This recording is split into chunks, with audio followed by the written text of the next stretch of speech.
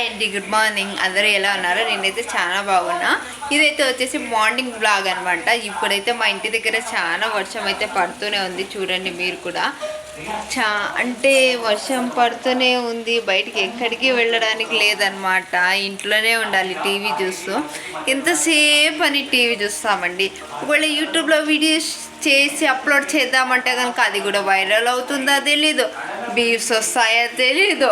కానీ వీడియోస్ చేసి అయితే అప్లోడ్ చేయాలి, అవునా కాదా? మరి వీడియోస్ అప్లోడ్ చేయకపోతే వాచ్ అవర్స్ అనేది ఖచ్చితంగా తగ్గిపోతుంది. నాది అట్లానే అవుతుంది కదా. మరి ఇంకోటి ఏమంటే నేను చాలా అంటే వీడియోస్ అప్లోడ్ చేస్తూనే ఉన్నా. ఎక్కడికి బయటకు వెళ్ళడానికి లేదు, మార్కెట్కి వెళ్ళి కూరగాయలు తెచ్చుకోవడానికి వీలు లేదు. ఎవ్రీ సండే బట్టికే మా ఊర్లో సంత అనేది జరుగుతుంది. ఇప్పుడు ఏం చేద్దాం? ఏం చేయలేమండి. బయట అయితే క్లైమేట్ చాలా చల్లగా కూల్గా ఉంది. వర్షం అయితే కంటిన్యూస్లీ పడుతూనే ఉంది. ఇంకోటి ఏంటి అసలు జాగ్రత్తలు అంటే, ఇక్కడ చిక్మంగళూరు, ఉడిపి సైడు, దావణగిరి, ఇక్కడ అన్ని కర్ణాటక, బెంగళూరు ఇవన్నీ ఏమవుతున్నాయంటే కంటిన్యూస్గా వర్షం పడటం వల్ల రోడ్ సైడ్ ఉన్న మానులు, చెట్లు, రెమ్మలు ఇవన్నీ ఏమవుతున్నాయంటే వానకి తడిచి తడిచి తడిచి తడిచి ఇప్పుడు బైక్స్, స్కూటీ, కారు ఇట్లా వెళ్తున్నప్పుడు ఏమైతే హఠాత్తుగా రెమ్మొచ్చి లేకపోతే మానే విరిగి కింద పడిపోయి చాలామంది ప్రాణాలు అయితే పోతున్నాయి అన్నమాట. సో మీరైతే సేఫ్గా బయటికి వెళ్ళేటప్పుడు కొంచెం ఆలోచించుకొని, అంటే అడావిడిగా వెళ్ళకుండా ఏ పనికైనా కూడా మెల్లిగా నిదానంగా వెళ్ళండి. ఎందుకంటే మనకు ఇంట్లో మన కోసం ఆలోచించే పిల్లలు, తల్లి, భార్య అందరూ ఉంటారు కాబట్టి కొంచెం స్లోగా వెళ్ళండి.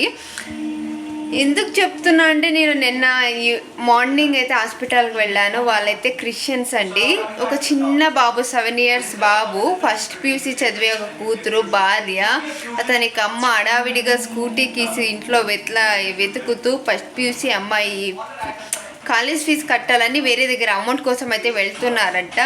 కానీ హఠాత్తుగా వచ్చేటప్పుడు ఇక్కడ చిక్మంగళూరు నుంచి ముందుకు వచ్చేటప్పుడు కట్లెబకి అనే రూట్లో సడన్గా అతను హెల్మెట్ వేసుకున్నాడు. కానీ అతను ఏమైందంటే హెల్మెట్ వేసుకున్నా కూడా మాను పడగానే ఇక్కడ అనేది మాను పడి హెల్మెట్ అనేది పైకి ఎగిరి అతని ప్రాణాలు స్పాట్ అవుట్లో చనిపోయినాడు.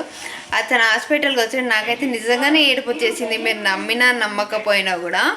ఒకటేమైనా వాళ్ళ అమ్మ, భార్య, పిల్లలు ఒకటేమైనా ఇంటికి పెద్ద తలకాయ అనేది భర్త అనేది చనిపోతే ఇంకా భార్యకి ఎలా ఉంటుంది చెప్పండి. అలాగే వాళ్ళు గుండె బాదుకొని ఇట్లా నా కొడుకు చనిపోయినాడు, ఇంకా నేను ఎందుకు బతకాలి అని వాళ్ళ అమ్మ ఏడుస్తుంటే నాకు నిజంగానే ఏడుపు వచ్చేసింది. చిన్న చిన్న పిల్లోళ్ళండి, వాళ్ళ గురించి ఆలోచించండి ప్లీజ్. మీరు ఎక్కడికైనా వెళ్ళేటప్పుడు కొంచెం స్లోగా అయితే వెహికల్ నడపండి ప్లీజ్. ఇదే నా రిక్వెస్ట్ అనమాట. ఓకే, మనం మళ్ళీ లాంగ్ వీడియోతో కలుద్దాం. థ్యాంక్ యూ సో మచ్ అండి.